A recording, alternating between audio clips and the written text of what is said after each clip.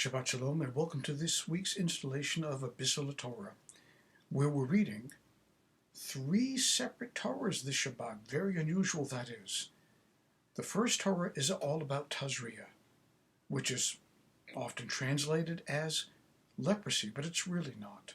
The symptoms that are described in the Torah are not the same symptoms of leprosy.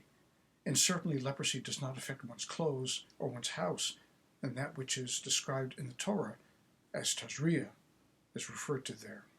So what is Tazria all about? Let's go back in time to the moment when Moses was confronted by God, and God said, I want you to go and tell Pharaoh to let the people go out of slavery into freedom. And Moses responds back to God, Hem lo yaminoti, they're not going to believe me. The Talmud, commenting upon Moses' response to God, says, because you said they would not believe in you, ultimately that's going to devolve upon you. You're not going to believe in me. Wow. What a powerful statement that is. Why would the Talmud make that observation about Moses' character when he's talking about them, and the Talmud says he's really talking about himself? And maybe it is because the aspersions that we cast upon other people, which is called a lashon hara, that lashon hara ultimately devolves upon us, that we become the carriers of our own negativity, until the point comes when we wear it on ourselves. It becomes part of our body. That's the leprosy, the Tazria, that the Torah portion is speaking about. When we continually harp upon negative things, it ultimately becomes so much a part of the fabric of ourself that we cannot dissociate ourselves from it. It's stuck onto us. I've often said in previous conversations, sometimes sermons, lectures, be very wary of people who talk poorly about other people. For people who do that will ultimately talk poorly about you. What's the ultimate outfall from that? That when a person speaks poorly about other individuals, even if they're speaking the truth, they ultimately become that negative image that they are casting upon other people. If they wear it, you see them coming down the street, you know who they are. You know what they're going to say. I mean, not specifically, but you know they're going to say something nasty about another individual. They're going to try to bring down somebody. And so they wear that until it becomes so much a part of them, who they are, their identity, that it's practically on their sleeves.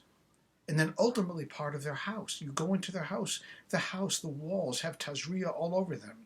That negativity just sinks in to every crevice of their home, as well as their self. That's why they call it lashon hara. Not really gossip, but an evil tongue. And it's pervasive. It travels everywhere where they go.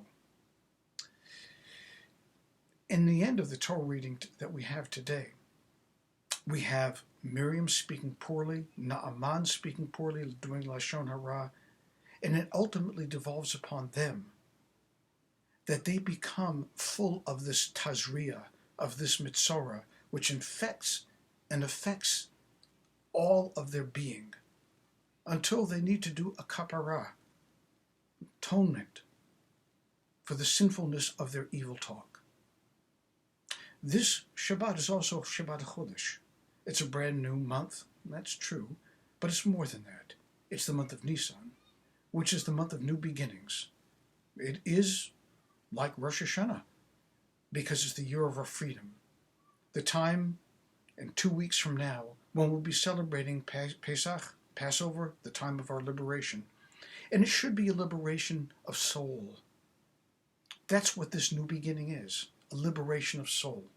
When we free ourselves from the lashon hara, the evil tongue that has inhabited our mouth and that has caught into our body, our conscious self and our unconscious self and our house and our home and our family and everyone whom we know. It's time to do this kapara. It's time to do a transition into a higher state of being. That's what this new month, HaChodesh Hazeh, is all about in the second Torah that we're reading this Shabbat. I wish everyone the ability to be able to curb what comes out of our mouth, the ability to be able to think before we speak, to think and question ourselves. Is what I'm about to say important enough that it needs to be uttered? Or should I wait and think? Is this a constructive thought or a destructive one?